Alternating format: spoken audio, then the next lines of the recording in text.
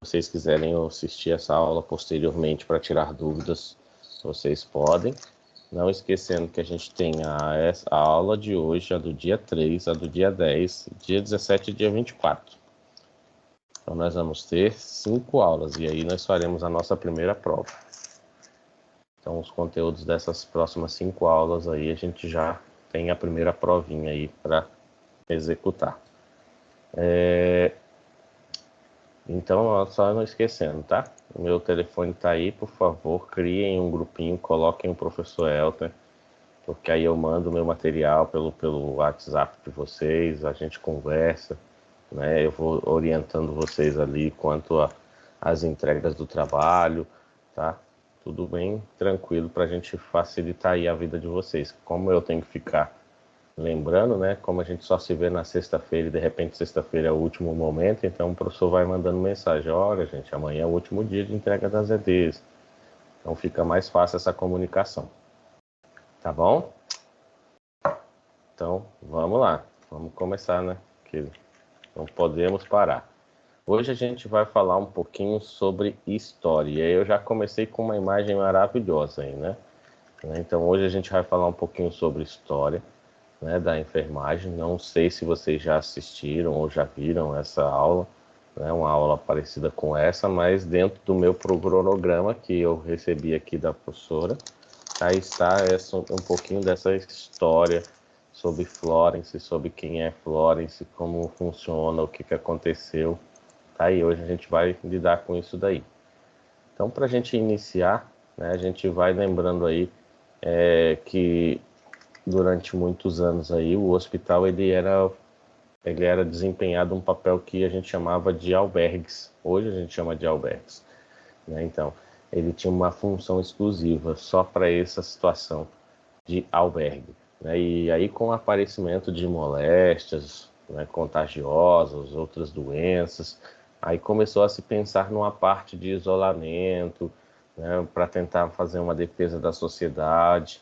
Então aí eles pegaram alguns locais mais adequados para receber pessoas que tinham esses maus, né, físicos, e tentaram proporcionar uma melhoria dentro dessa assistência, tá? Então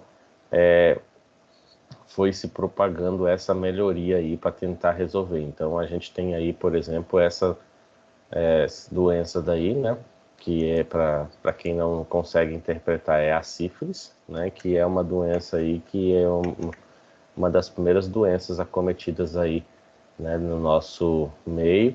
E temos também, junto com isso daí, nós temos também a lepra, né, que é muito comentada na Bíblia, que é o nosso marco aí de mais antigo aí que a gente encontra. Então, pensando nesse ponto aí, né, dessa moléstia, então a gente vê o quê? Que diversas formas de cuidado se expressam desde o início da humanidade, que não existiam civilizações que faziam um cuidado específico aos seres humanos, tá? E ele foi melhorando, foi trabalhando aí o indivíduo aí dentro de alguns padrões aí até chegar a esse ponto, tá?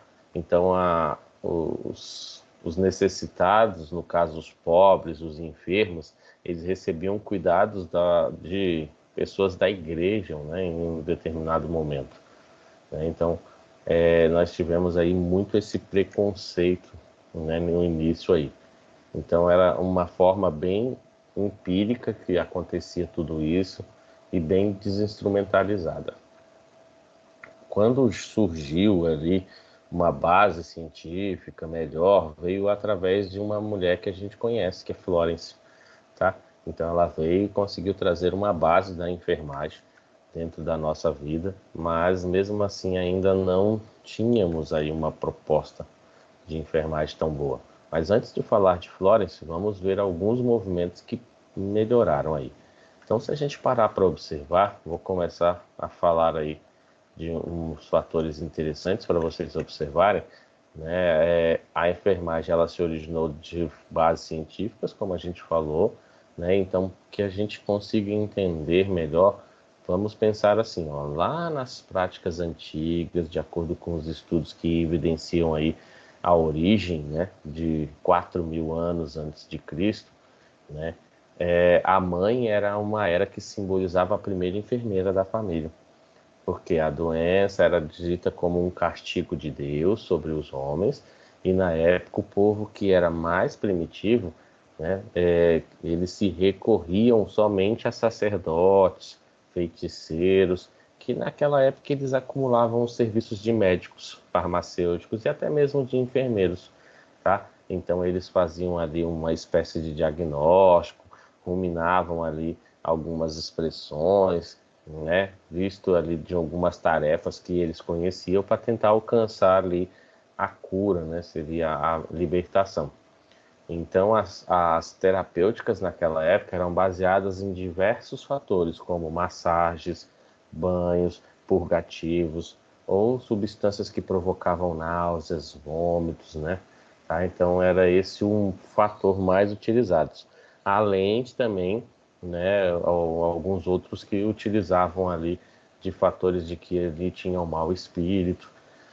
Então a gente tinha que expulsar esse mau espírito, né, e não aceitava aquilo como doença, né, como um mal físico, mas sim como um mal espiritual. Dentro disso também nós tivemos aí a substância humana, ela era retirada da natureza do homem, tá? Então a gente explorava ali as plantas, a gente cultivava algumas espécies, tá?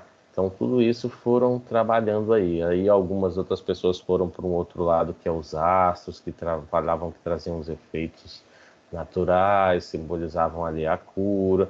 Tinha também a manifestação de deuses, e os povos viviam aí um verdadeiro aí papel de refém aí. A mãe natureza era a única proposta que eles tinham. Então a doença sempre ficava sendo vista como uma punição, e quando o meu paciente ele restabelecia, ele melhorava, então eles consideravam isso como uma bênção, dizendo que foi uma bênção dos deuses. Só admitir aqui. Eles diziam que eram as bênçãos dos deuses aí naquela época, né? Então a cura era uma obra divina que ele tinha que obedecer e ele ganharia, tá? E aí ele ganhava a passar os rituais sagrados, né? Para receber essa bênção.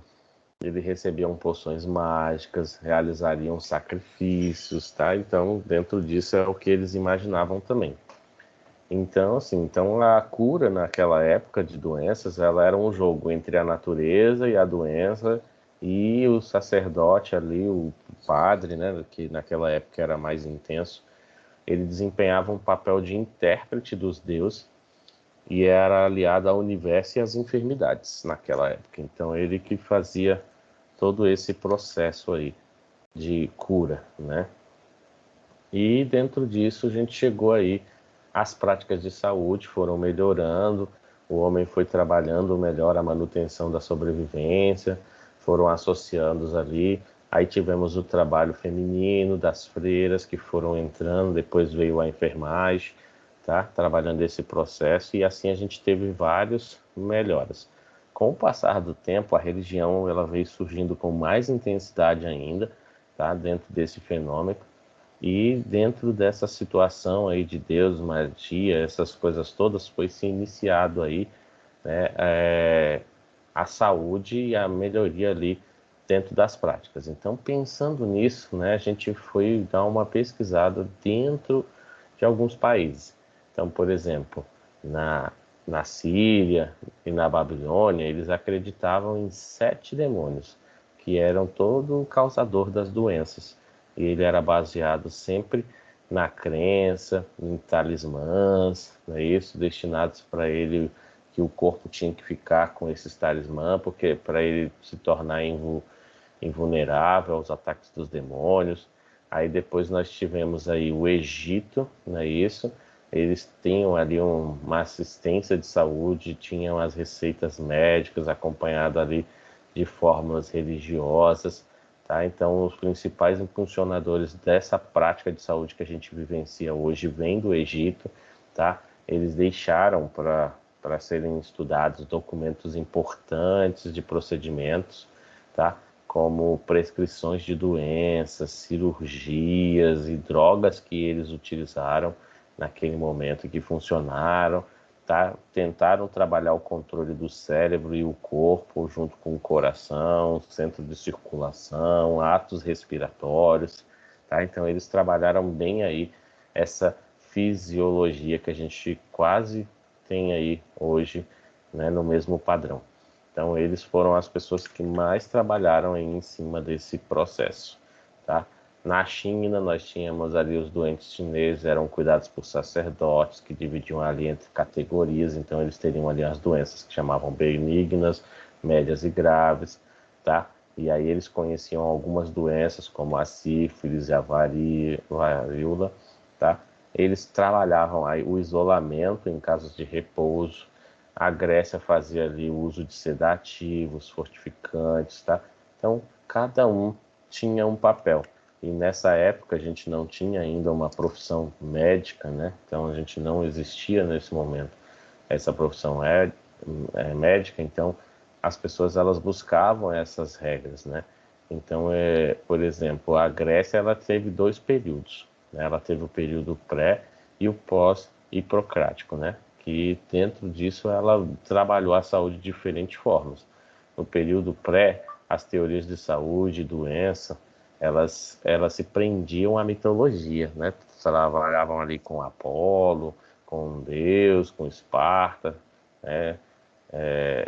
E trabalhava muito isso daí, né? Então ela vinha disso daí, né? Mas depois ela foi melhorando, foi mudando, tá? Um outro país que eu não citei aí, que também era importante, era a Índia, tá? Eles fizeram ali um conhecer da medicina, a enfermagem também trabalhava ali naquela época, mas não ganhava esse nome de enfermagem na época, tá? Eles usavam ali atos de budismo, doutrinas, tá? Incentivos, tá?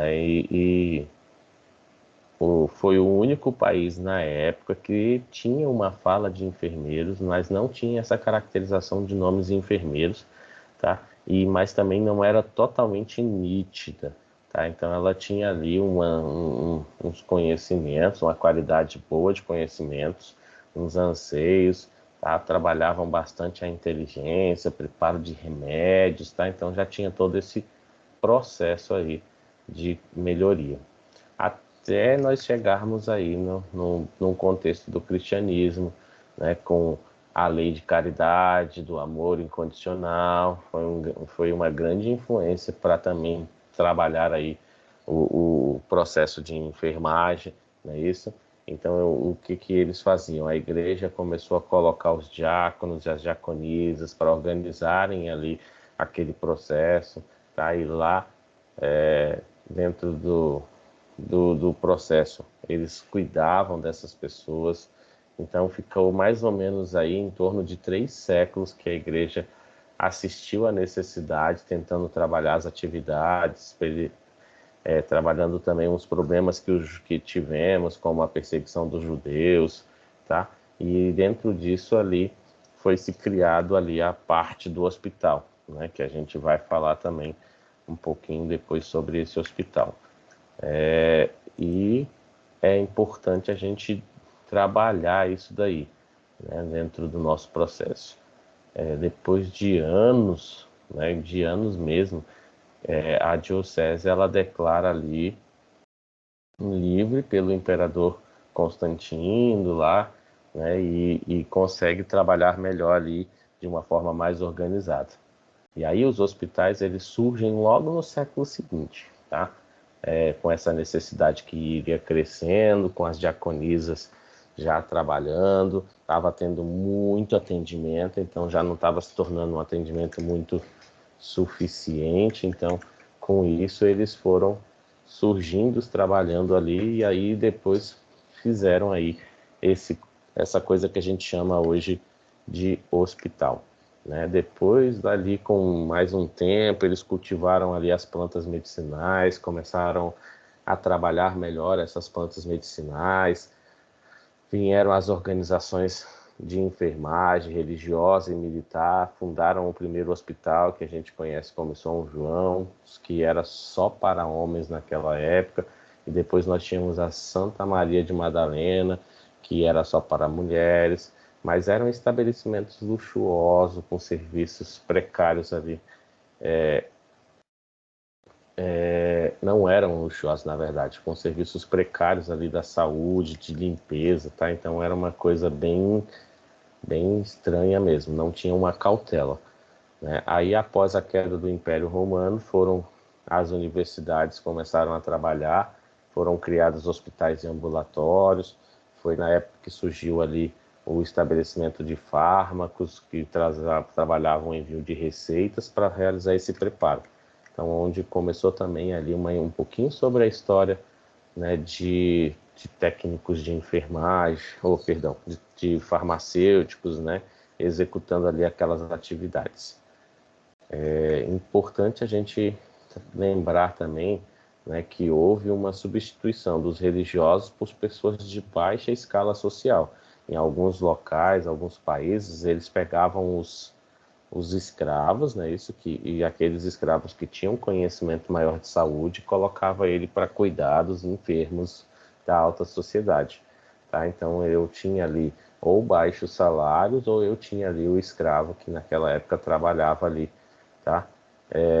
Temos ali uma época ali onde o irmão de São João de Deus, que era São Camilo de Leles, ele também é conhecido como padroeiro da enfermagem, porque ele também trabalhava aí essa parte de dedicação, né, vista ali de uma forma técnica, científica, e até isso ele foi trabalhando, até a gente chegar nessa enfermagem moderna que nós temos hoje. Então foram várias instituições, várias pessoas, elas foram trabalhando e tentando desenvolver. Ainda não se tinha saúde, tá? Então ele foi trabalhando, foi São Vicente de Paulo que se tornou merecedor do título de pressuposto, né, da enfermagem. Aí junto a ele vem Santa Luzia, que criou um instituto Filhas da Caridade, que aceitavam pessoas ali, né, camponesas que desejavam se dedicar ali à saúde dos doentes, tá? Então, tudo isso foi esse desenvolvimento. Então, surgiu um desenvolvimento da evolução das práticas de saúde dentro do decorrer da história. Esse crescimento ele foi associado ao trabalho, tá? O feminismo foi caracterizado pela prática do cuidar, e aí também nós tivemos junto com isso a prática de saúde instintiva, né? Eu tinha esse processo. Dentro de uma prática mais domiciliar, de partos e atuação de pouco clara das mulheres da classe social elevada, a gente também tem aquela fase empírica, que era a enfermagem como uma prática leiga, que ficou ali entre o século V até o século XIII, tá? Essa prática foi sendo executada. Algumas ações de saúde, em especial da enfermagem, ela tinha um sistema ali um pouco socioeconômico, tá? Dentro da sociedade capitalista, até que nós tivemos a Revolução Industrial lá no século XVI, e depois a gente teve o surgimento da enfermagem moderna lá no século XIX, né? E aí do século XIX para cá, a medicina ela vem avançando e sempre reorganizando ali dentro dos hospitais e das assistências. E nesse cenário é que a enfermagem passa a atuar ali. Quando nesse processo, aparece Florence Nightingale, que é convidada a trabalhar numa guerra, né? Então vamos conhecer um pouquinho dessa mulher, Florence, tá? Então, pensando nesse proposto, a gente começa a observar aí Florence. Quem é Florence? O que aconteceu com Florence? Então, Florence Nightingale, né, era uma mulher que nasceu lá em 12 de maio de 1820, lá em Florença, na Itália, e ela recebeu o nome da cidade de onde ela nasceu. Ela era filha de uma família rica e bem relacionada. A sua mãe era francesa e foi uma grande defensora dentro da abolição da escravatura, e o seu pai possuía inúmeras propriedades espalhadas por toda a Inglaterra. E a sua família se hospedava de tempos em tempos dentro desses locais. Então, com isso, foi bom para Florence. Por que foi bom para Florence? Porque ela conseguiu trabalhar vários idiomas, né? Estudou ali a religião, a filosofia, tá? Tinha um propósito muito em comum dentro daquele processo, porque ela gostava do cuidar, e como a gente falou, nessa época o cuidado era dos pobres, era de escravos, né? Não eram de pessoas da alta só recebiam. E ela tinha o desejo de se realizar como pessoa cuidadora, que no caso se tornou o nome de enfermeira, né? Então, com isso, ela viajou. Dentro dessas viagens, ela se dedicou, né? Então, ela cuidava de doentes, dividia grupos ali, né? Trabalhava como tinha esse padrão religioso, então ela aproveitava. Então, ela viajou para a Grécia, ela viajou para Roma, tá? Viajou para a Europa, tá? Tudo em busca de melhores cuidados, tá? Então, ela viajava todos esses padrões para tentar aprender, né? Essa irmandade católica, esse cuidado com as pessoas, tá? E aí foi desenvolvendo. Fez visitas aos hospitais, né? Conheceu ali as instituições de caridade, tudo isso ela fez. Até que chegou um momento, né, isso, que Florence Nightingale, ela tinha uma vocação muito grande, e aí ela decidiu aí a realizar seu sonho, né? Se a gente parar para observar e vocês assistirem o filme de Florence, vocês conseguem perceber lá durante a história que ela ficava muito lá com os escravos na época, né? Para aprender, para cuidar dos escravos, tá? Então ela cuidou de um passarinho, na história conta bem isso, ela cuidando, pegou um passarinho para cuidar e o escravo ajudou ela a cuidar desse passarinho que tinha sofrido um acidente, estava ferido, tá? Então ela começou a fazer isso daí desde novinha. Só que somente aos 31 anos que ela conseguiu autorização para fazer o estágio, tá? Então ela conseguiu fazer esse estágio numa instituição de renome, tá? Um local de elevada moralidade dentro de um conceito de inovação técnica e científicas, tá? Isso proporcionou para ela mais viagens, então ela conheceu países como França, Alemanha, Austrália, tá? E dentro disso ainda trabalhou dentro do seu próprio país, tentando despertar aí essa escola de enfermagem como uma nova forma. E aí, em 1954, nós tivemos uma guerra, não é isso? Era a Inglaterra, a França e a Turquia estavam em guerra contra a Rússia, tá? E dentro disso nós tínhamos um índice de mortalidade muito grande, né? E chegava em torno de 40% daquela população que estava no ato de guerra, estava morrendo. Mas não estava morrendo pelo simples fato de estar em guerra, estava morrendo por falta do cuidado, de uma boa assistência médica, né?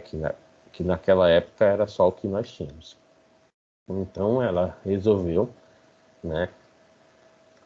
Pegou lá, né? Umas pessoas voluntárias, né? Isso, lá de vários hospitais, entidades religiosas, no total foram 38, tá? Ela mesma treinou todas elas, tá? E foi para essa guerra de Crimeia, tá?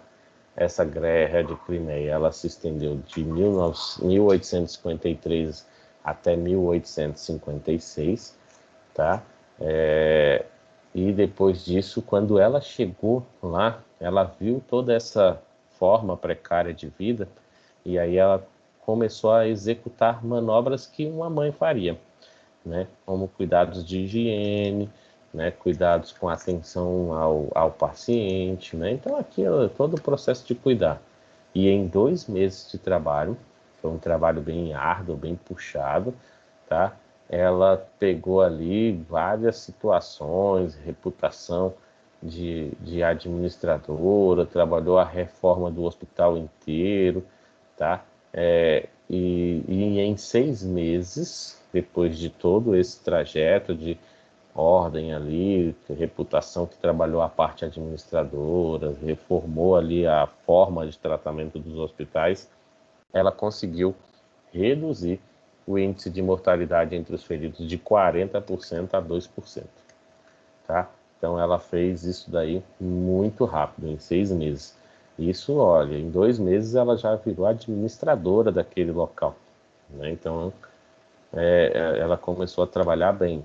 E aí na história conta várias formas, né? Dentro do filme conta toda a trajetória dela, que ela teve problemas com a equipe médica, pois o general médico da cirurgia quis que ela fosse embora, né? Porque ele estava dando ordens para médicos e para principalmente médicos militares, né? Então teve todo um confronto, teve que ter intervenção da rainha e essas coisas todas, né? E dentro disso ela foi e conseguiu, tá? Ela ganhou o prêmio do governo inglês, né? E em 1859 ela abriu uma escola, que é a Escola de São Thomas, tá?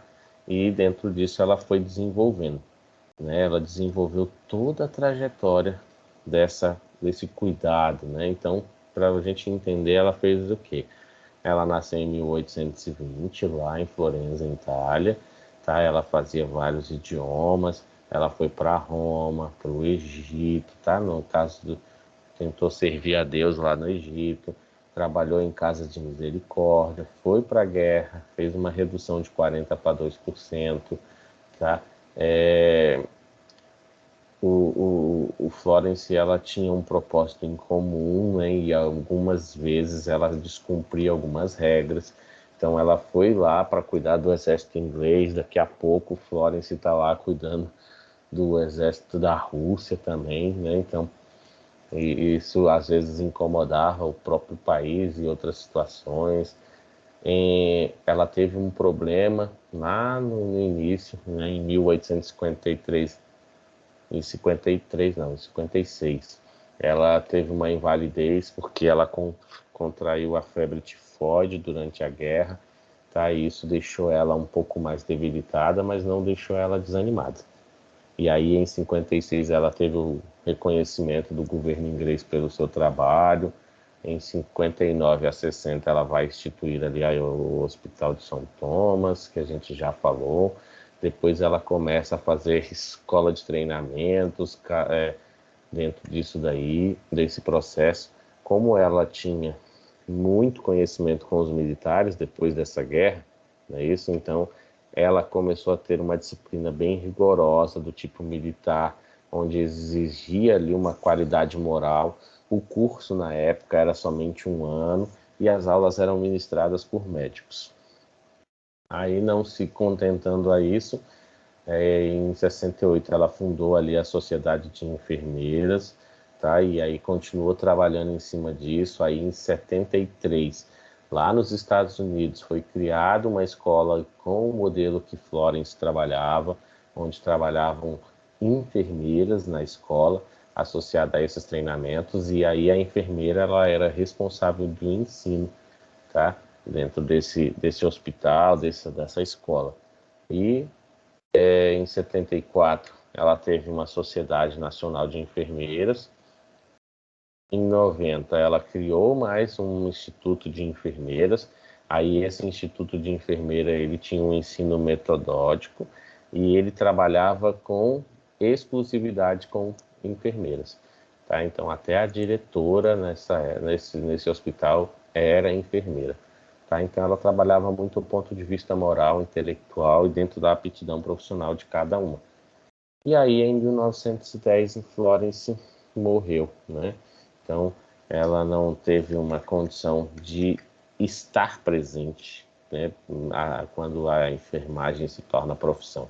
Mas no mesmo ano, em 1910, que Florence morreu, né, o ensino e aprendizado da enfermagem já estava instalado e no mesmo ano a profissão de enfermagem foi instaurada e foi ocupada como uma profissão assalariada. Então, aí dentro disso, a gente teve as práticas sociais específicas e também institucionalizadas aí de Florence, tá? Então, eu coloquei aí toda essa parte aí para vocês entenderem quais são os principais pontos essenciais, que ali nós temos ali todos esses processos e depois nós temos também ali a fisiologia, né? Então ela trabalhava bastante, desenvolveu bastante coisa, dedicou a sua vida inteira a esse processo, né, para chegar ali e trabalhar com essa ocupação ali assalariada, tá? Dentro disso, ela vai atender a necessidade da mão de obra dos hospitais, vai cultivar ali práticas institucionalizadas específicas, tá? E chegou ao ponto de resolver ali essa questão aí. Então, Florence morreu aos 90 anos, lá em 13 de agosto de 1910, ok? E aí a gente teve também um marco, né, isso, que foi a organização da enfermagem dentro da sociedade brasileira. Ela começou lá no período colonial e foi até o fim do século XIX. Se a gente parar para observar e a gente lembrar, nós temos ali a descoberta do Brasil em 1500, com a chegada dos europeus, onde nós tivemos ali o José de Anchieta, que começou a trabalhar com um hospital improvisado, que era chamado Santa Casa de Misericórdia, lá no Rio de Janeiro, tá? E ele era dirigido e mantido por jesuítas. Aí depois veio os primeiros passos para o surgimento da enfermagem no Brasil, que ocorreu lá em 1830, né, com parteiras e escolas de medicina ali que nós tínhamos ali na Bahia, tá, que trabalhavam esses cursos, e até chegar a essa moça que é Ana Nery, que é a matriarca do nosso país. Se você observar, Ana Nery e Florence trabalharam quase juntos, né? Só que Ana Nery ainda era mais antiga do que Florence, porque Florence nasceu em 1820, né? Então, Ana Nery, né, ela já, né, nasceu em 1814, lá na província de Bahia. Ela ficou viúva aos 30 anos, o marido dela era militar, tá? E ele morreu na guerra. Então ela tinha e ele era oficial, então ela tinha um poder aí interessante, né, dentro da hierarquia, né, militar. Então ela tinha um cuidado ali é, com o imperador, né? Então ela tinha todo esse processo, tá? É importante a gente observar isso porque às vezes a gente não pensa muito, né? Mas a Ana Nery, ela se destaca porque ela dedicou seus serviços de enfermeira também dentro de um campo de batalha improvisado em hospitais, né? E ela trabalhou ali, dedicando ali aos feridos, e ela hoje é considerada a mãe dos brasileiros, tá? Então ela teve condecorações do imperador lá Dom Pedro II, tá? Ela dedicou, criou a tua escola, bem bonitinho. Tá? Ela teve 3 filhos, desses 3 filhos, 2 eram médicos e 2 eram médicos militares, tá? E um era oficial do exército, tá? Então não era médico, mas era oficial do exército. E o que levou a Ana Nery a ir para lá? Ela tinha 2 filhos que tinham que servir a pátria, né? Naquela época, médicos eram requisitados, né? Eram obrigados a ir, tá? Todo esse processo. E aí ela não resistiu a essa separação, né, de ficar sem a família, já tinha perdido o marido na guerra, então ela decide se juntar com esses filhos, né, isso durante essa guerra. Então em 15 de agosto ela vai para o campo de batalha, começa a improvisar um hospital, tenta trabalhar ali o atendimento de feridos, trabalhando com bastante esforço, bastante ardor. Tá? 5 anos depois ela volta para o Brasil, vai receber ali a coroa de louros, né? Temos até uma imagem pintada lá e colocada lá no edifício do Paço Municipal. Recebe pensão do governo, medalhas humanitárias e campanhas, tá? Então olha lá, ó. Ela faleceu em 1880, tá? Foi a primeira enfermeira dentro do nosso país, tá? Então a primeira escola foi fundada em nome dela, tá? Então fundaram o nome, a escola, e colocaram o nome dela, e essa escola existe até hoje, tá? E ela fez assim como Florence, né? Ela rompeu todo o preconceito da época, que as mulheres tinham que ficar prisioneiras do lar, né? Isso, e dentro disso ela desenvolveu aí essa profissão tão bela. É claro que, como eu falei para vocês, ela tinha filhos, né? Isso, que serviu na Guerra do Paraguai, então ela foi por causa disso, né? E dentro dos filhos dela, né? Então olha que coisa ruim, né? Ela foi para cuidar dos filhos, os filhos serviram, né, e mesmo assim ainda teve uma perda, né? Um dos filhos dela veio a falecer nessa guerra, tá? Então ela dedicou toda essa vida lá, né, dentro desse propósito, dentro desse objetivo aí, né? Então ela é conhecida como a mãe dos brasileiros, justamente por essa trajetória, por esse cuidado que ela fez, tá? É importante, né, isso na história, porque, por exemplo, em 1890 a gente tivemos uma escola de enfermagem, que é Alfredo Pinto, né? Então ela tinha um curso que tinha 3 anos de duração, era dirigido por enfermeiras diplomadas, tá? Temos a Escola da Cruz Vermelha do Rio de Janeiro, que iniciou lá em 1916 os primeiros cursos de socorristas, tentando atender as necessidades ali da Primeira Guerra Mundial, e em 1923 iniciou ali a Escola Ana Nery, com 14 alunas, tá? Iniciou o pequeno internato ali próximo do Hospital São Francisco de Assis, onde eram feitos ali os primeiros estágios, os primeiros atendimentos ali. Depois, em 33, veio a Escola de Enfermagem Carlos Chaga, em 39 veio a Escola de Enfermagem Luísa Marilac, né? Ela representou um avanço muito grande dentro do nosso processo de enfermagem no nosso país, tá? Então ela foi uma das pessoas que deu uma alavancada aí, importante dentro desse processo.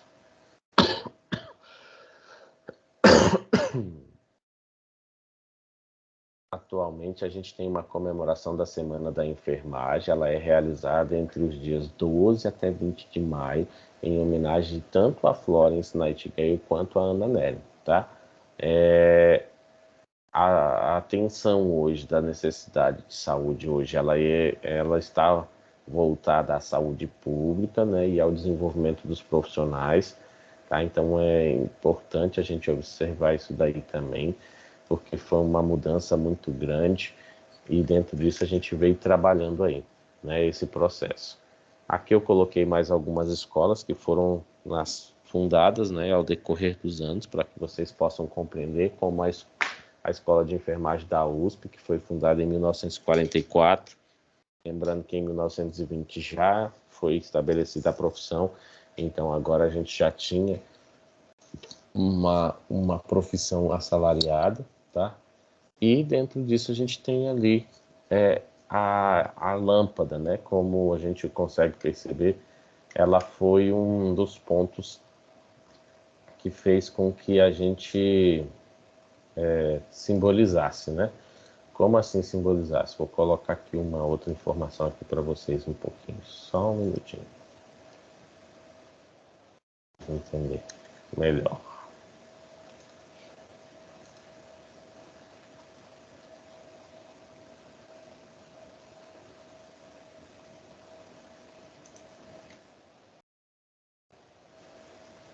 Então, olha lá, ó, então nós temos a lâmpada, né? Essa lâmpada e essa lamparina, ela veio por causa de Florence. Então, Florence, ela utilizava uma lamparina modelo dessa daqui durante uma vigília que ela fazia constante, junto com o cuidado e a sentinela.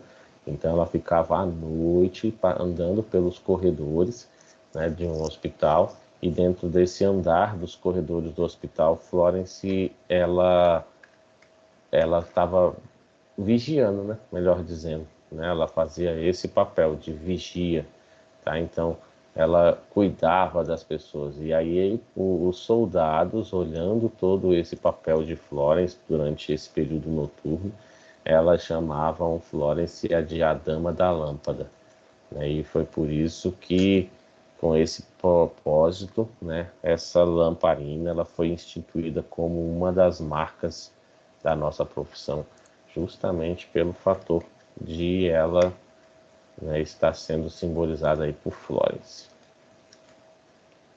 Vou mudar aqui agora, tá? E dentro disso nós temos as simbologias aplicadas hoje na enfermagem. Então, a gente tem alguns símbolos dentro da enfermagem que a gente pode utilizar, que é a lâmpada, a cobra mais a cruz, a seringa, a cor verde e a pedra, símbolo da enfermagem, tá? Que é a esmeralda, além do brasão ou marcas de anéis ou os acessórios, e aí a gente separa. Para a profissão da enfermagem, nós temos a lâmpada, a cobra e a cruz. Para os técnicos e auxiliares, nós temos a lâmpada e a seringa, tá? Então, aqui um pouquinho só para vocês lembrarem, né, de Florence andando pelos corredores aí, cuidando dos enfermos, tá? Isso é o símbolo da lâmpada, tá? Então, essa lâmpada, ela tem um ambiente que a gente chama de o caminho, ambiente e luz. Então, por isso que a gente tem esse padrão. A cobra é um marco de magia, de alquimia, então por isso que ela tem tanto na enfermagem quanto na medicina. E nós temos a cobra e a cruz, que é sinal de quê? Ciência. Para os técnicos, nós temos a seringa, não é isso? Então, essa seringa aí, ela tem sinal de técnicas, né? Então, significa que eu tenho que trabalhar de forma técnica. O verde, tá? Que diz que a gente tem paz, liberdade, né? Cura, saúde, né? Então, é o símbolo que nós temos. E a esmeralda, na cor verde, que simboliza aí nossa pedra, né? Fundamental.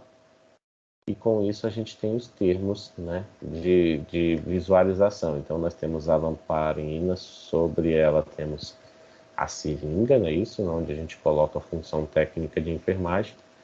E nós temos a lamparina, a cobra e a cruz como símbolo aí da enfermagem, né, dos enfermeiros.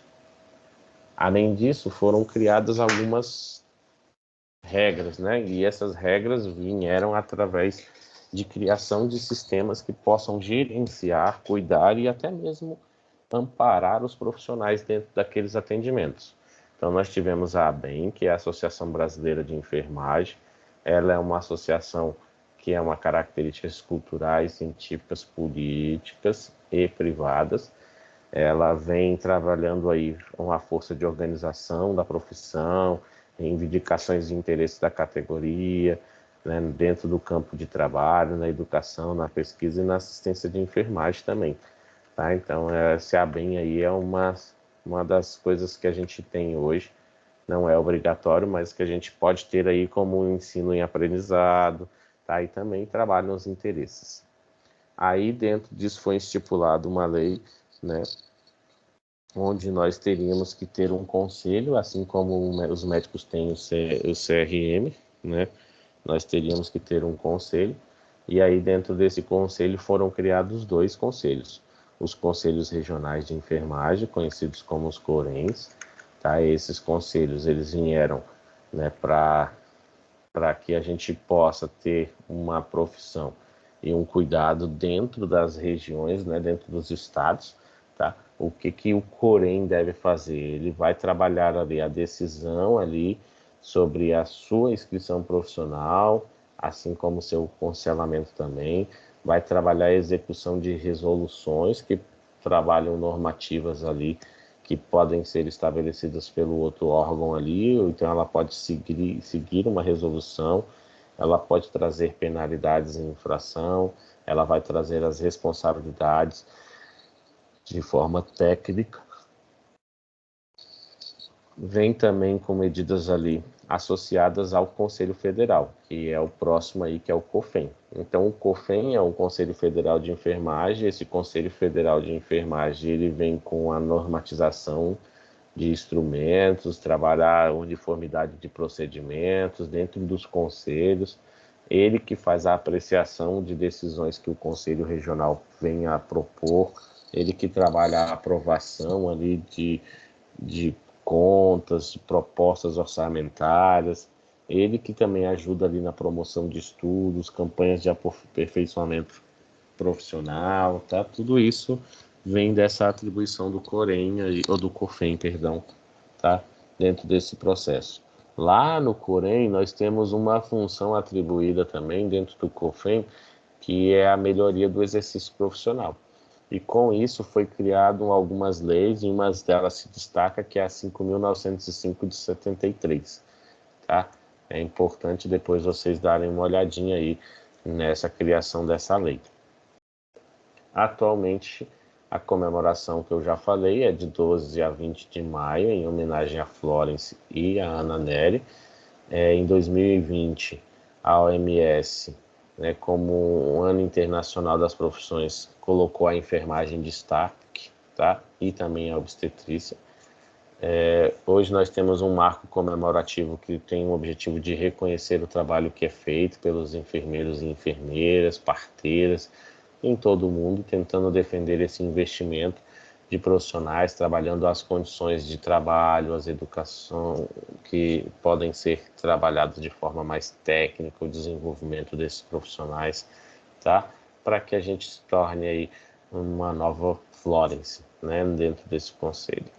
Então aqui tem uma coisa que o Cofem diz, que a enfermagem compreende uns componentes próprios de conhecimentos específicos e técnicos e construindo e produzindo por um conjunto de práticas sociais, éticas e políticas, né? Então ela vem trabalhando ali esse processo desde o conhecimento específico até o cuidado do fundo de casa, né? Isso dentro do ambiente domiciliar, proporcionando a melhora ali da qualidade. Ok? E aí, dentro disso, a gente chega ao ponto de conhecer um pouco sobre o hospital. Então, o que era o hospital? Como funciona o hospital? Né? Então, hoje nós vamos ver aí que o hospital ele vem de um latim, né? Esse latim se diz que é hospitium, né? Que quer significar hospedagem, né? Cuja finalidade era promover cuidado de doentes e oferecer abrigos a viajantes e peregrinos. Então, se a gente parar para observar aí na história, nos filmes, os hospitais eram abrigos de pessoas que estavam viajando, que não tinham parentes ou conhecidos dentro daquela região. Eles separaram hoje, então hoje a gente tem isso como hotel, né? Mas na época era o hospital. Então eles cuidavam dos doentes, né, de umas enfermidades, esses hospitais, e também oferecia o abrigo ao viajante, ao peregrino que não tinha familiar ou pessoa ali próxima, tá? E depois ela veio ali a melhorar, né, com esse nome, tá? E separou aí o hotel, né, do hospital, né? Mas também o hospitium também, ela também derivou aí os hospícios, que designavam estabelecimentos que recebiam e eram ocupados por enfermos pobres, incuráveis e até mesmo insanos, tá? Faziam tratamentos temporários, né? Mas também recebiam os não doentes. Então a OMS, ela definiu como hospital um elemento de organização de caráter médico-social, cuja função consiste em assegurar a assistência médica completa, curativa, preventiva da população, cujos serviços externos se irradiam até a célula familiar considerada em seu meio, em um certo centro de medicina e de pesquisa biosocial, na verdade. Ok? Então essa foi a definição. Qual é a função do hospital? Inicialmente, o hospital ele tem que trabalhar as funções preventivas, tá? Então, dentro dessas funções preventivas, nós temos os ambulatórios como principal situação, onde o paciente ele retorna após uma alta de uma unidade hospitalar para fazer um controle, ou também consiste na prevenção, que significa o quê? A vigilância, o cuidado, por exemplo, uma vigilância materno-infantil, uma vigilância no crescimento normal da criança e do adolescente, e também trabalha o controle, né? Então, o controle de endemias. Então, ela vai trabalhar ali, por exemplo, o controle de doenças transmissíveis, até mesmo a invalidez, né? E a prevenção de invalidez, tanto física quanto mental. Então, essa é a primeira função hospitalar. A outra função que o hospital tem que nos ofertar hoje também é a parte educativa, onde a gente vai trabalhar ali boas práticas de treinamento, um aperfeiçoamento profissional, visando ali o quê? O paciente, a família e a comunidade, tá? Então a gente tem ali um trabalho, né? Uma forma de aperfeiçoamento nessa parte educativa. Dentro disso também, nós temos a pesquisa, né? Se eu trabalho a educação, eu também preciso trabalhar a melhoria da educação. Então, o hospital também serve como campo de pesquisa científica relacionada dentro das áreas de saúde para tentar melhorar o conceito de tratamento, de cuidados e de prevenção. Além disso, ele vai trabalhar a reabilitação, né? Isso é o quê? Utilizando um diagnóstico clínico de uma forma precoce, um procedimento cirúrgico, o meu paciente ele adquire técnicas e formas de melhorar o seu ambiente de vida, restabelecendo esse paciente às suas atividades normais do dia a dia. A parte curativa, que é o tratamento da doença, tá? Certo? E dentro disso a gente tem o quê? Os locais, né? Dentro desses locais, desses hospitais, a gente tem duas categorias. Um hospital geral, que é aquele que vai atender tudo e todos, né, de uma forma geral, onde atende todas as categorias, todos os tipos de atendimento vai estar feito naquele hospital. E nós temos o especializado. O especializado é aquele que ele vai atender um grupo em específico, por exemplo, um hospital militar que só vai atender a população de militar, um hospital infantil que só vai atender a criança, uma maternidade que só vai atender as mulheres grávidas, tá? Então, ele trabalha aí de forma especializada. Outra coisa também que a gente observa é o tamanho desse hospital.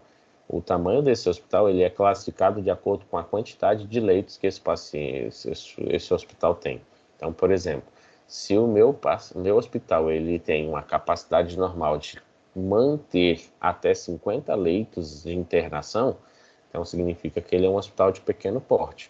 Se ele tiver de 50 a 150, médio porte. Se ele tiver de 150 a 500, grande porte. Se ele tiver acima de 500 leitos, extra, né, que é o extra porte ali que a gente chama de extra, que é a capacidade aí, número de atendimento. Quando a gente diz desses leitos, a gente está dizendo de todos, tá? A gente diz de todos os leitos, contando leitos de UTI, leitos de clínicas médicas, cirúrgicas, CMS, que se tiver algum leito naquela região, tá? Tudo que pode se tornar um leito é caracterizado ali e colocado no papel. Isso é importante para, por exemplo, esses números é importante para o Ministério da Saúde desenvolver ali a forma mais correta de liberação de verba, tá? Outra coisa também a gente pode classificá-la segundo a construção, tá? Isso é muito pouco utilizado hoje, mas a gente ainda precisa falar. Ela pode ser monobloco, que é um bloco só, como o minhocão lá. Um exemplo é o minhocão ali do da UNB, né, que é um monobloco, ou se de repente alguém já foi em São Paulo, que é o que eu coloquei aqui, o Hospital das Clínicas. Ele é um pavilhão grandão, um prédio super gigante, um único prédio onde a gente tem tudo, tá? E nós temos o outro pavilionar, que é o que? São pavilhões, são pedaços, não é isso? Então a gente pode colocar, por exemplo, ali, ó, como a católica, ele é pavilhão, né? É um pavilhão 1, 2, 3, né? E ali eu separo ali algumas categorias. Aí lá em São Paulo também a gente tem a Santa Casa. E aí nós temos a manutenção. Quem é que gerencia? Quem é que trabalha? Tá? E quando a gente vai falar agora aqui, a gente vai falar de hospitais públicos, tá? Os privados têm lá seu trabalho, fins lucrativos. Os públicos, né? Eles têm uma esfera municipal, estadual e federal, tá? Que gerencia esse processo. Nós temos também um outro tipo de hospital que a gente chama de filantrópico, que é sem fins lucrativos, né? Tudo que entra de receita sai para despesa, tá? É importante a gente lembrar que hoje, dentro do nosso processo, né, governamental, né, a liberação da verba, ela sai da instituição federal, é entregue ao Estado, que é a função estadual. Esse Estado vai liberar em seus municípios e os municípios vão direcionar as suas entidades. Tá? Então, isso significa que é uma forma descentralizada de funcionamento. Tá? Então, eu deixo cada um com a sua responsabilidade. A localização do hospital. Hoje a gente também não tem muito isso, o crescimento da população está avançando muito, mas, por exemplo, Brasília alguns lugares foram planejados, então as localizações elas são boas, tá? Então tem que ser um local de difícil acesso, tá? De livre agitação, barulho, tá? Que seja mais rápido esse atendimento. A organização ela também vai trabalhando ali, né? O hospital vai depender de várias situações, então eu vou ter formas jurídicas na instituição, complexidade, posso vincular a universidade para se tornar um hospital-escola, tá? Tudo isso eu posso trabalhar aí. Outra coisa que a gente tem é o quê? Os diretores.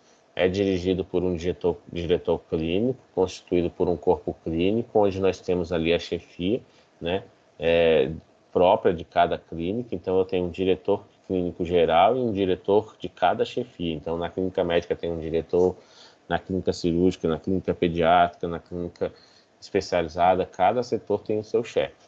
Temos vários serviços, então coloquei aqui alguns que eu lembrei, né, como laboratório, raio-x, anatomia patológica, banco de sangue, serviços de enfermagem, lavanderia, departamento pessoal e outros, tá? E nós temos aí o ponto de a enfermagem, ela é uma ciência, não é isso? Então ela tem essa definição, né, que ela vai trabalhar ali de uma forma organizada, sistematizada, vai trabalhar uma atividade ali crescente dentro de um ponto de vista histórico e de uma forma bem mais técnica com o nosso dia a dia. Por isso, dentro dos conceitos, né, que a gente tem, né, desse conhecimento, dessa organização e dessa sistematização, a gente foi se enquadrando, foi se adaptando, né? E aí, como eu falei, de um ponto empírico até um ponto de teorias. Então, dentro desses fatores, nós temos o crescimento teórico dessa evolução de enfermagem, da era de Florence para cá, tá? Quando a gente trabalhou, a gente começou com esse rapazinho aí, o James, né? Ele classificava essas teorias de atendimento, de cuidados, em 4 momentos, tá? Então, eu teria que fazer o que primeiro, para eu conseguir entender essa teoria?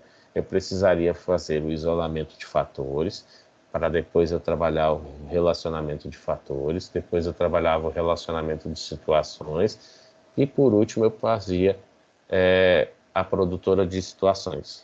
Só um segundo aí, só para eu colocar meu carregador aqui.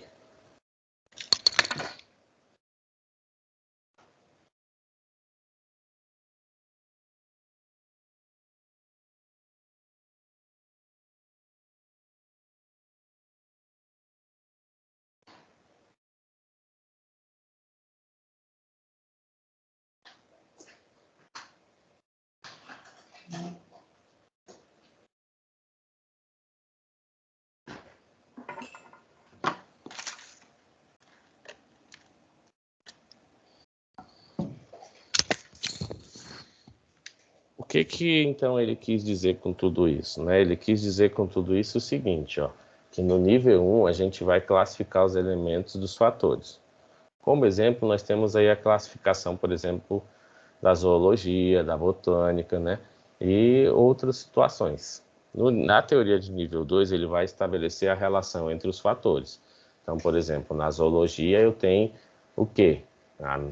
As anatomias, as fisiologias, não é isso? Então, ele dividiu, ele mesclou. Esses 2 primeiros aí trabalham ali de uma forma bem dinâmica, bem compreensível. Até chegar ali aquele nível 3, onde ele vai relacionar ali a inibidora de produtora, que seria, por exemplo, o tipo de nível de categoria, né? Isso. Então, por exemplo, pegar aquela anatomia e colocava anatomia básica 1, anatomia básica 2, dividir ali entre corpo, o corpo ali entre sistema esquelético, sistema muscular, e no outro nível sistema interno, né, digestório, endócrino e outras. Então era mais ou menos isso que ele fazia dentro das categorias, até chegar ao nível 4, que seria ali de prescrever os elementos, né? Então ele trabalharia ali de uma forma mais específica, né, esses níveis, e ele executaria. Então, por exemplo, ele ia utilizar ali de uma forma de um conteúdo com a finalidade de uma atividade, tá? Como um primeiro característica.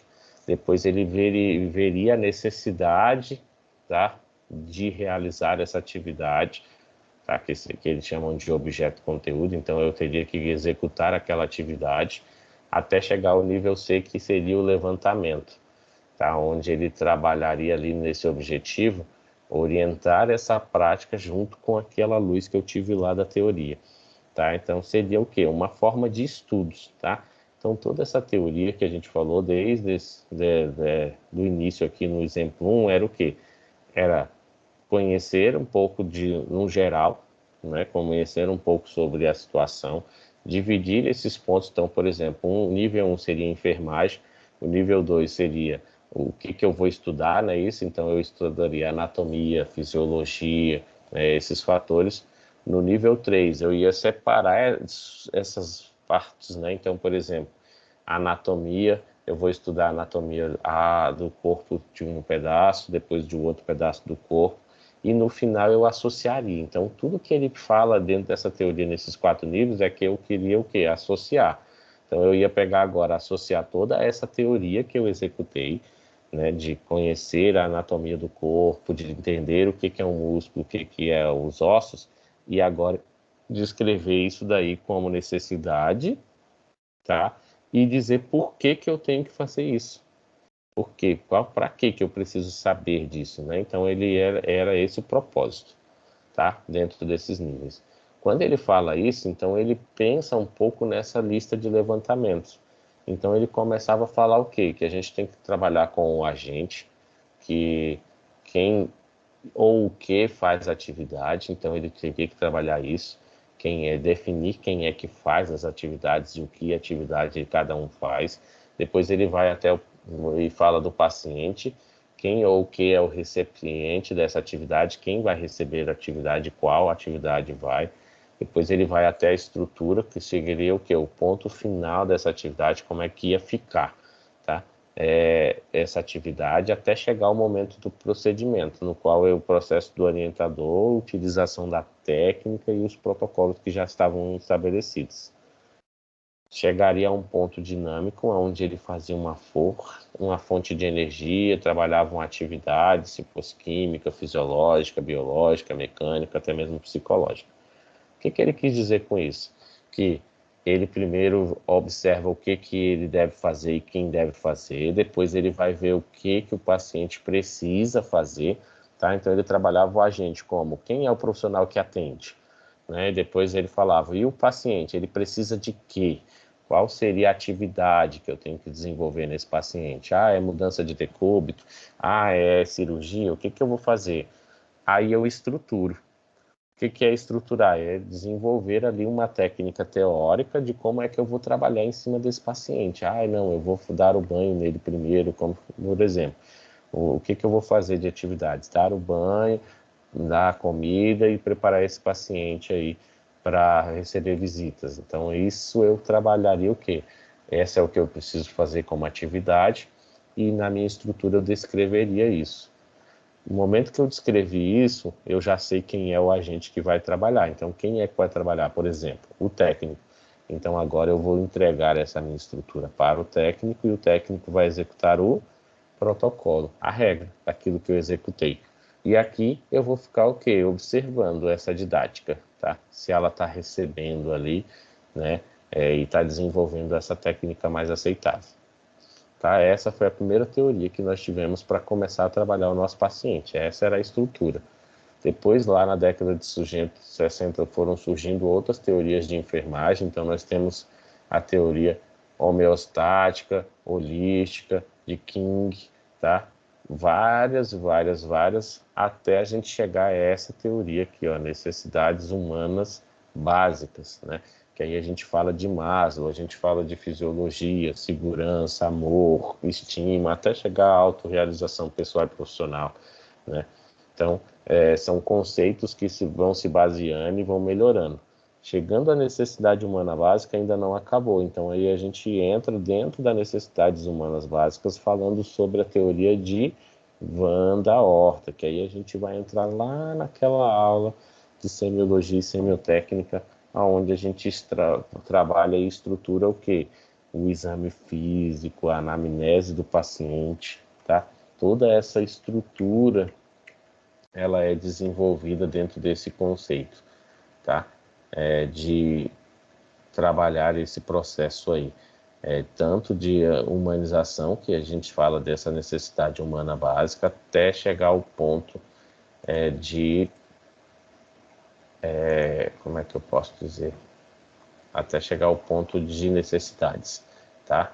Então, as necessidades humanas, elas são de acordo com Maslow, né? Maslow foi o fundador dela, ele começou a discutir, observar, visualizar, percebeu que a gente precisava, né, de algo constantemente para sobreviver, e dentro disso ele foi criando ali as necessidades. Então, o que que ele fez? Ele criou 5 necessidades humanas dentro desse processo, tá? Como é que ele criou essas necessidades humanas? É aí que eu vou mostrar para vocês agora. Só tentando abrir aqui.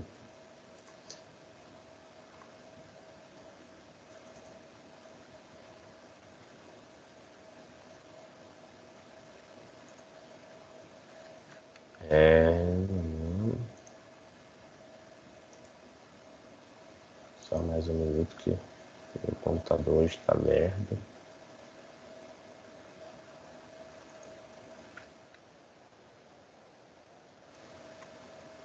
Então, só eu vou falando enquanto eu procuro. Então, dentro dessas necessidades, né, Maslow, ele estudou por anos, vivenciou por anos, até chegar a esse ponto de definir essas necessidades. Como é que ele decidiu essas necessidades? Ele estudou ali o ser humano na sua forma de vida, verificando ali o que era necessário para esse nosso corpo, né, e a nossa mente sobreviver, tá? Então, dentro disso, ele... Agora vai. Foi. Então, dentro disso, ele resolveu o quê? Ele trabalhou ali diversos indivíduos, trabalhando a manifestação, atendendo de uma forma determinada. Ele usou o homem como a percepção multidimensional, utilizou diversas necessidades aí que ele encontrou, verificou ali sentimentos, desconfortos, tá? E com isso ele trabalhou aí essa teoria aqui, tá? Que é a pirâmide de Maslow. Né? Dentro desse processo da pirâmide de Maslow, ele conseguiu entender que a gente precisava de 5 níveis, tá? Então, para ter o quê? Para ter esse poder, né, de continuar sobrevivendo dentro de uma sociedade, de sobreviver dentro da vida.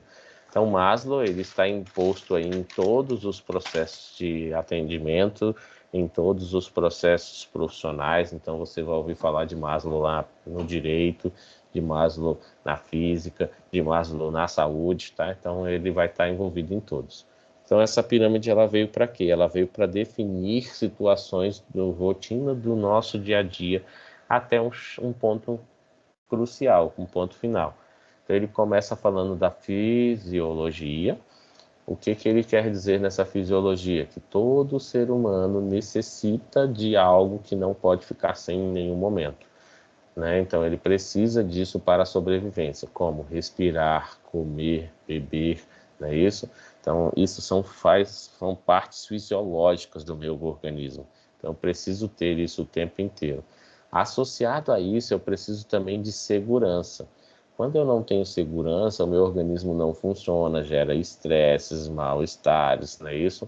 Devido à falta dessa segurança. Então, a segurança ela é o segundo ponto principal, que seria o quê? A segurança do corpo, a segurança no seu emprego, a segurança da sua moradia, da sua família, da sua saúde, da sua propriedade, entre outros. Então, o que que ele decidiu? Que essas duas seguranças são necessidades essenciais da vida. Significa o quê? Que eu não vivo sem elas, tá? Então, são necessidades que eu sempre terei. Então, a base da pirâmide, ela sempre se mantém dentro de uma necessidade, né? Aí, para completar um foco e chegar a um objetivo mais rápido, né, vai depender agora dos outros 3 fatores, que seria o amor e relacionamento. Todo ser humano ele necessita de amizade, de família, de intimidade sexual, tá? Para quê? Para sobreviver. Ninguém mora sozinho, ninguém vive sozinho, calado no seu canto. Ele precisa de um relacionamento, tá? Para desenvolver. Esse relacionamento, às vezes, ele é bom, progressivo, não é isso? Então, ele ajuda, né? Então, vocês já devem ter passado por esse relacionamento de pessoas que te ajudaram em dificuldade, Mas também tem aquele lado de relacionamento ruim, o cara que não te ajudou em nada. Até chegar à autoestima. Quando a gente diz de estima, né, eu penso sempre falar em autoestima justamente por quê? Porque é importante para um ser humano receber boas informações, né, para trabalhar a autoestima, trabalhar confiança, conquistas, tá? Respeito das pessoas, isso as pessoas sempre querem. E para que Maslow disse que quer tudo isso? Para que eu chegue até a minha realização pessoal. Significa o quê? Que eu vou chegar ali num ponto crucial da minha carreira, da minha vida, por exemplo. A de vocês, nesse momento agora, uma delas, tá? Dentro da pirâmide de Maslow é o quê? Formatura, não é isso? Então você quer se tornar enfermeiro. Então a sua realização pessoal é uma das características que você vai ter, que é o quê? Se tornar enfermeiro. Assim que você conseguir essa realização, a outra realização vai aparecer, que é o quê? Ter o primeiro emprego, depois virar chefe, depois virar dono do hospital, e assim vai realizando esse estágio, né, que a gente vai dizendo, tá? Então ele viu que isso era importante, ele estudou bastante, trabalhou bastante em cima disso daí para tentar manter aí um afeto ali, um contato físico de pessoa a pessoa, tá, dentro desse processo. Então, como eu falei para vocês, as necessidades de segurança e fisiológicas foram colocadas como situações primárias, necessidades essenciais, eu não vivo sem isso, e as outras são de impulsionamento, então são necessidades secundárias, tá? Eu preciso alcançar a minha realização, então para isso eu preciso ter essas três situações, que são as necessidades sociais, as necessidades de estima e as necessidades, e até chegar ao ponto de ter a realização pessoal e profissional, tá? Então Maslow ele pensa isso. Como é que isso tem a ver comigo, professor Elton? Porque quando a gente começa a observar que o meu paciente ele tem fome ou ele tem sede, é porque ele está tendo uma má alimentação. Então ele vai ficar o quê? Chato, ranzinza, com mal-estar, não é isso? Então isso é uma necessidade fisiológica e é uma necessidade essencial. Eu preciso alimentar o meu cliente, o meu paciente, tá? Se eu não dou um bom sono, se eu não tenho um bom abrigo, tá? Então, tudo isso é uma necessidade essencial, que é importante para que a gente possa olhar o indivíduo, tá? Se relacionar com esse indivíduo e perceber que esse indivíduo ele precisa da sobrevivência, tá? Ele precisa de um cuidado. Então, assim eu consigo trabalhar melhor a forma como tratar esse ser humano e desenvolver essas necessidades que ele tem fisiologicamente falando. Quando a gente fala de segurança, às vezes é importante a gente também observar nos aspectos psicológicos, né, que é muito afetado essa segurança, que é o que? A ameaça, a privação, fuga, perigo. Então é isso que eu estou protegendo, tá? E para que eu tenha isso, né, não conseguimos tratar todas, mas a, a fisiologia, perdão, Maslow diz que a gente precisa o quê? Ter uma boa estabilidade financeira, uma estabilidade amorosa, trabalhando até uma estabilidade emocional, para que eu consiga viver bem. Então a gente precisa buscar isso aí para melhorar a nossa forma de trabalho também, tá? E aí dentro disso ele vem as associações, as amizades, a participação, muitas vezes o nosso profissional nos deixa um pouco comunicativo, sem amor, sem amizade. Isso não pode acontecer.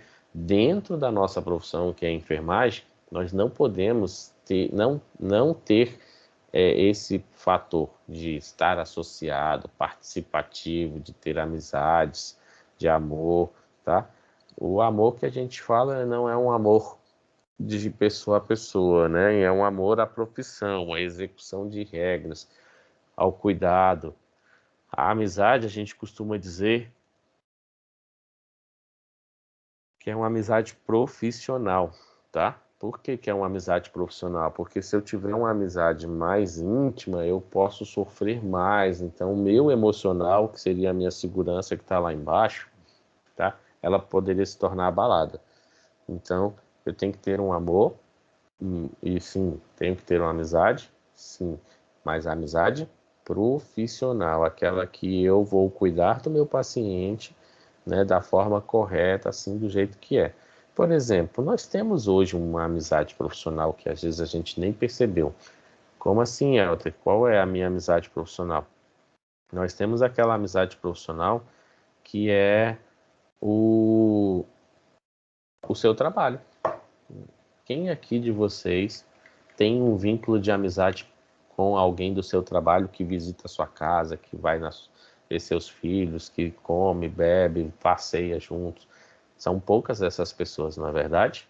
Né? Então a gente tem uma amizade profissional. Lá dentro do seu trabalho você conversa, você ri, você brinca, né? Vocês comem juntos dentro do ambiente de trabalho, mas fora disso, acabou. Acabou aquele vínculo do momento do trabalho, você acabou o seu momento de amizade. Então isso é uma amizade profissional, né? Algumas amizades profissionais viram uma amizade íntima, né? Que aí vai na sua casa, passeia, todos esses fatores. Diga, Ellen, você quer falar alguma coisa? Não.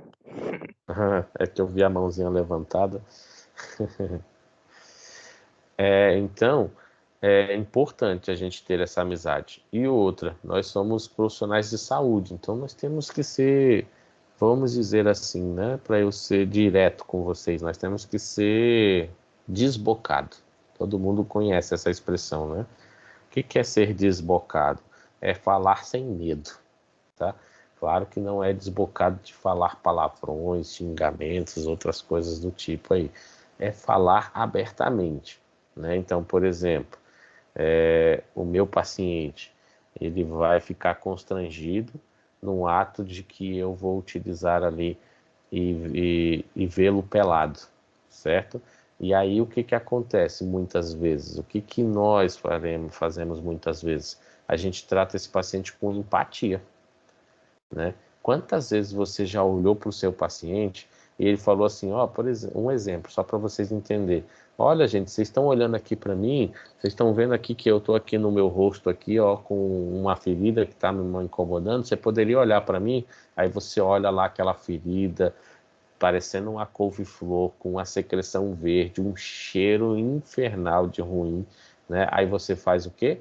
Você fecha a cara, faz uma cara de nojo, não é isso?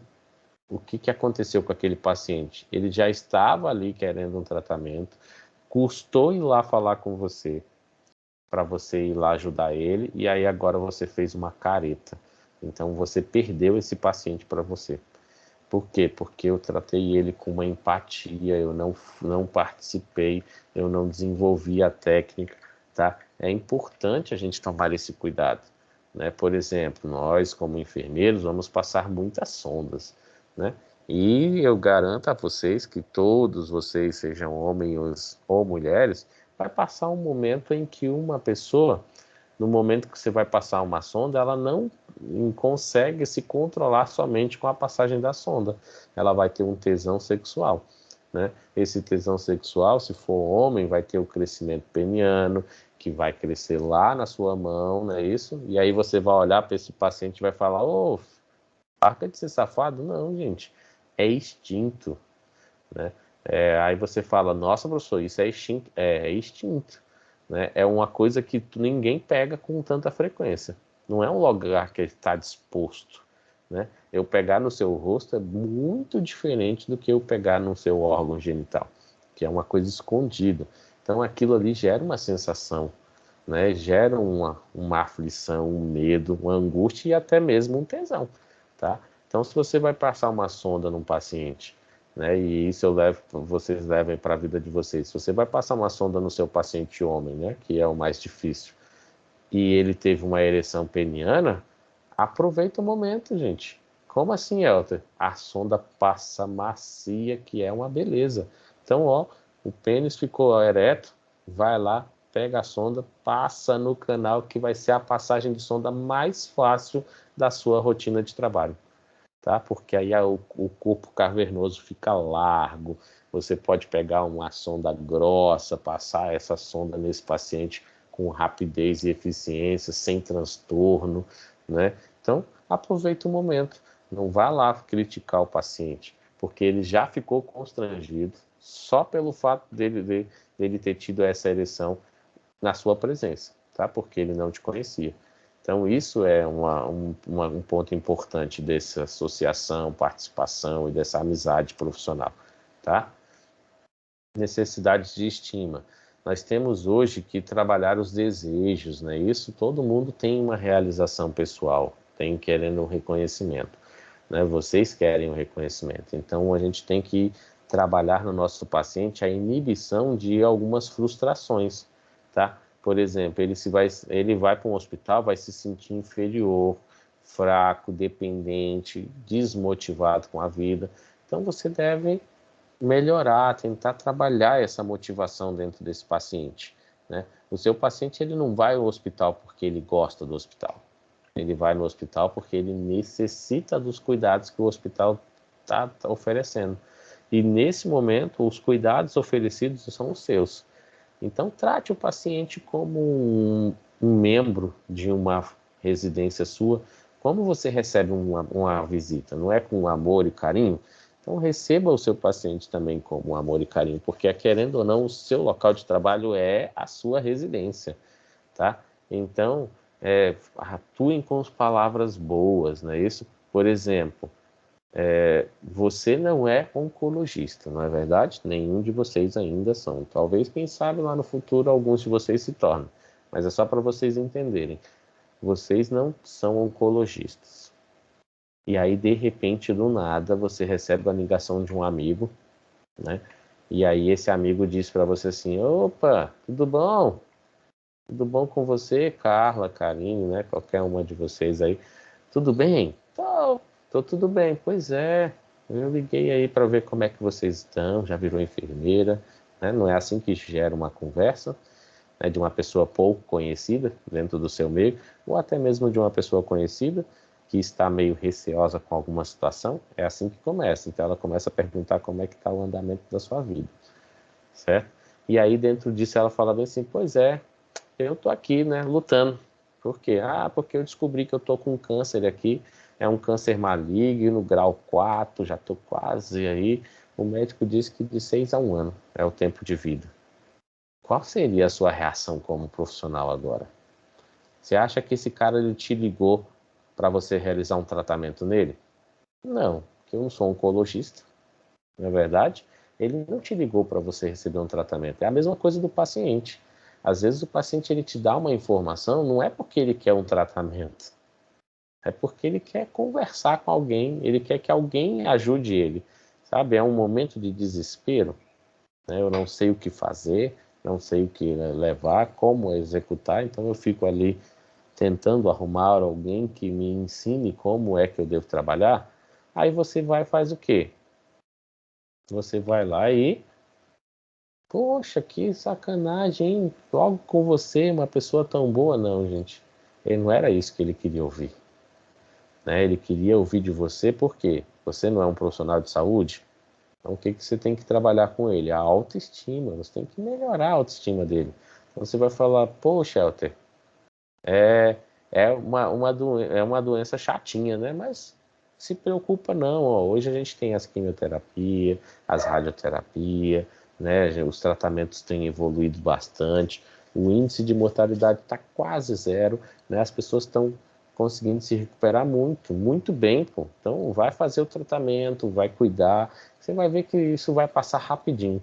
Essa era a informação que ele queria ouvir, né? Por quê? Porque ele te associou como profissional e dentro desse profissional ele está querendo achar uma lacuna para dizer que ele não vai morrer. É isso que ele quer. Ele quer que eu consiga achar um ponto que possa ajudar ele, certo? Por mais que eu sei que aquilo é uma situação complicada, eu não posso desmotivar o meu paciente, tá? Por quê? Porque ele já se sente inferior, já está fraco, está dependente, está desmotivado. Então eu tenho que trabalhar numa boa autoestima. Por quê? Porque todo o nosso cérebro, toda a nossa mente, ela tem pensamentos positivos. Ou negativos, perdão. Você já parou para pensar que hoje você acordou, né? Que Deus deu a oportunidade de você ir para o seu trabalho para você vir assistir a minha aula? Não, você está o quê? Cansado, estressado, porque hoje é sexta-feira e eu estou aqui ouvindo o professor falar comigo, né? Pensamentos negativos. Ou, por exemplo, um exemplo clássico que eu falo, que é o quê? Poxa, gente, desculpe, hoje eu vou ter que acabar a aula agora porque eu tenho que ir para o hospital. Qual é o primeiro pensamento para vocês? Que eu vou trabalhar ou que eu estava doente? Como eu falei que eu sou enfermeiro, então vocês me conhecem, né? E vocês sabem que é uma prática de execução. Algumas pessoas podem pensar que eu estava indo para trabalhar, mas a grande maioria da população ia dizer assim: poxa, professor, o senhor está doente? Aconteceu alguma coisa? O senhor está indo no hospital? Né, por causa dos pensamentos negativos. Então, a gente precisa trabalhar dentro do nosso interior os pensamentos positivos, tá? Eu nunca posso dizer para o meu paciente que o tratamento dele não tem solução. Não existe nenhum tratamento sem solução, né? Não é à toa que existe um milagre que a gente tanto ouve falar aí, né? Ah, o fulano teve o milagre da cura. Ah, o outro fulano teve o milagre de não sei o quê. Então, eu nunca posso desistir do meu paciente, ok? Aí nós temos a autorrealização. O que é a autorrealização? É o ponto final do seu crescimento. Então, hoje, pensando em uma realização, que é a de vocês, hoje a realização pessoal de vocês é o quê? Formar. Qual é o dia que isso vai acontecer? No dia que você for lá na sua colação de formatura com os seus familiares todos lá embaixo e você segurar aquele canudo e levantar lá ele bem alto, olhar para a sua família e falar assim: acabou, acabou. Né? Então, esse é o seu crescimento. Tá? Então, ali você teve o crescimento pessoal. Poxa, acabou, Elter? Não, acabou não. Você vai lembrar de todo esse processo de crescimento vários e vários anos. Você vai lembrar quando? Quando você, por exemplo, pegar uma aula do professor quando você for atender um paciente e aí o paciente falar das comorbidades que ele tem e você associar essas comorbidades com a aula que você teve de saúde do adulto com o professor fulano, onde ele te diz os principais sinais, sintomas e comorbidades que acontecem em uma determinada doença, e aí você associou isso e, pum, deu ali o teu chame, né? O que eu devo fazer, então? Surgiu ali do nada, né? Então, isso é o quê? É a demonstração de que o seu trabalho, o seu esforço passado te gerou um espaço e um esforço no futuro, tá? Isso é importante, ok? E aí a gente deve fazer isso com muito fervor. E com tudo isso a gente chega a essa necessidade humana que trabalha muito com a enfermagem, chegando até Wanda Horta. Tá? Ela faz o quê?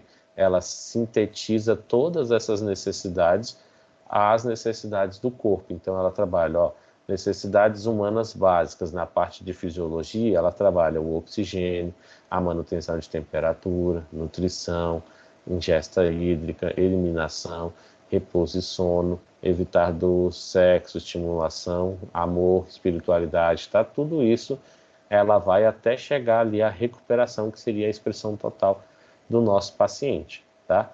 Uma das coisas que a gente tem que lembrar, né, é que o nosso sono, o nosso repouso, ele precisa ser cuidadoso, a gente precisa ter muito isso, tá? A gente tem que ter ali pelo menos 8 horas de descanso num ciclo de 24 horas para a gente ter uma vida mais saudável, ter uma mente mais saudável, tá? Uma das coisas que a gente erra bastante dentro de uma função que eu gosto de citar é o que? Eu chego na minha casa muito tarde, né? Assim como o professor Elter chega, vocês também devem chegar muito tarde. Então eu chego em casa em torno de 11, 11h30 da noite, né? Porque o último emprego é perto da minha casa. Mas às vezes, quando eu era mais novo, chegava meia-noite, meia-noite e 15, 1 hora, né? Quando o emprego era mais longe. E aí o que a gente faz? A gente está morto de fome, né? Aí você vai lá, come e dorme. Tá? O seu cérebro, ele precisa, o seu organismo, ele precisa de relaxamento de músculos, relaxamento de sentidos. Quando eu me alimento e deito, eu não faço isso. Por que eu não faço isso? Porque eu acabei de ativar o meu sistema gastrointestinal para trabalhar aí por horas fazendo a digestão de algum alimento que eu comi. Isso vai fazer com que eu acorde amanhã de manhã como se fosse que eu não tivesse dormido, como se eu tivesse acabado de deitar. Quantas vezes você já deitou, fechou o olho, passou ali 5 horas e aí você abriu o olho, parecia que você tinha acabado de fechar esse olho, que não deu tempo nem de descansar. Muitas vezes ele está associado à sua alimentação durante a ida para o sono, tá? Então, tudo aquilo que ia se relaxar, que ia trabalhar de forma mais vagarosa, se perdeu, porque tu botou o estômago para acordar tudo, porque o estômago, quando recebe o alimento, ele diz o quê? Grita lá para o cérebro e fala: cérebro, ó, preciso do pulmão funcionando mais rápido, do coração, do fígado, dos rins, do intestino, eu preciso que todo mundo trabalhe, porque ó, eu estou com cheio de comida aqui para digerir. Pronto, tudo aquilo que ia relaxar volta a se funcionar, tá? E aí, com isso, não gera o cansaço. Era como se eu não tivesse deitado, porque meu organismo ficou funcional a noite inteira, tá? Então, isso é importante para a gente trabalhar. E aqui eu coloquei as etapas dos sonos, tá? Uma das coisas que a gente também aprende, que as pessoas falam que é bom, e mamãe e papai tenho certeza que já disse isso para vocês, tá? Que é o quê? Levantar de supetão, não é verdade? Quantos pais aí já falou: meu filho, não levanta de uma vez, espreguiça, acorda, abre os olhos, olha para o mundo, depois é que você levanta. Não coloca o pé descalço no chão, né? Vou te explicar, ó. Nós temos os estágios do sono, estágio 1, 2, 3 e 4. No estágio 1 é aquele sono bem leve, que você fecha os olhos e continua ainda ouvindo o meio ambiente. Como assim, Elton? Eu estou de olho fechado, eu fico um pouquinho mais distante ali a minha voz, mas eu ainda continuo ouvindo o professor Elton falar e conversar. Então eu ainda estou num sono, leva alguns minutos, tá? Quando chega ali um estágio de 10 até uns 20 minutos, 15 minutos, aí eu tenho um aprofundamento desse sono, então significa o quê?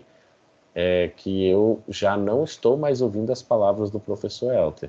Mas se eu falar: ei, você acorda. Então você está num sono profundo, você deixou de prestar atenção no meio ambiente, tá? Mas você ainda está com um sono leve.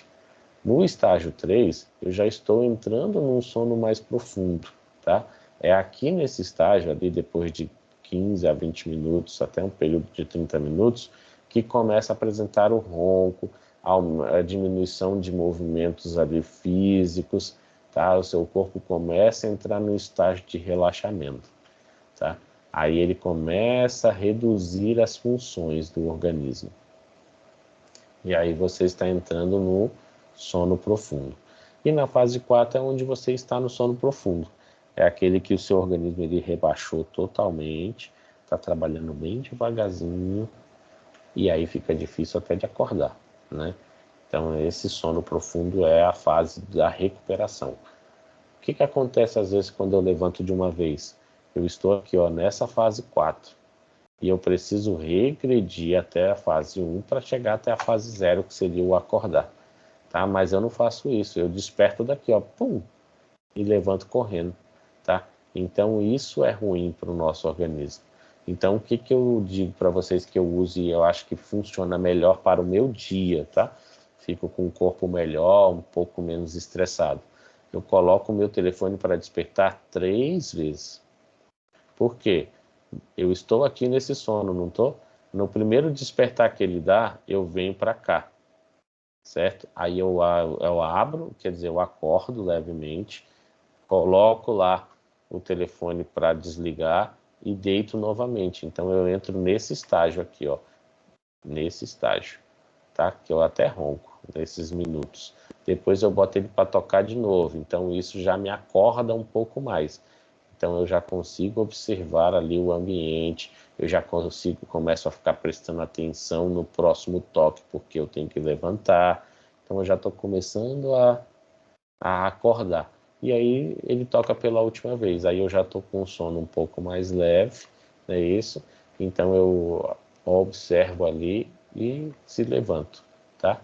É o que eu faço para eu poder levantar melhor. Você pode ver que quando você fazer isso, pelo menos no meu caso funciona, tá? Aqui, se eu acordar correndo e levantar e for escovar os dentes, eu estou escovando os dentes de olhinho fechado, não é isso? E dormindo, né? Se eu reduzo isso daqui em 3 tempos, eu consigo escovar os dentes mais alerta, consigo colocar lá, enquanto escova os dentes, estou passando café, né? Você fica mais ativo. Por quê? Porque você cresceu de forma progressiva, né? Você acordou de forma progressiva e isso melhora a sua autoestima, tá bom?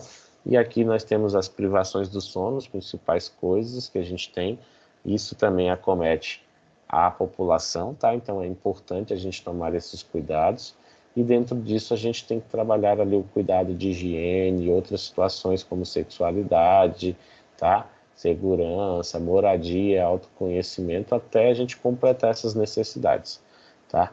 Então, o objetivo de Wanda era isso, era colocar as necessidades no seu dia a dia. Então, ela fez o quê?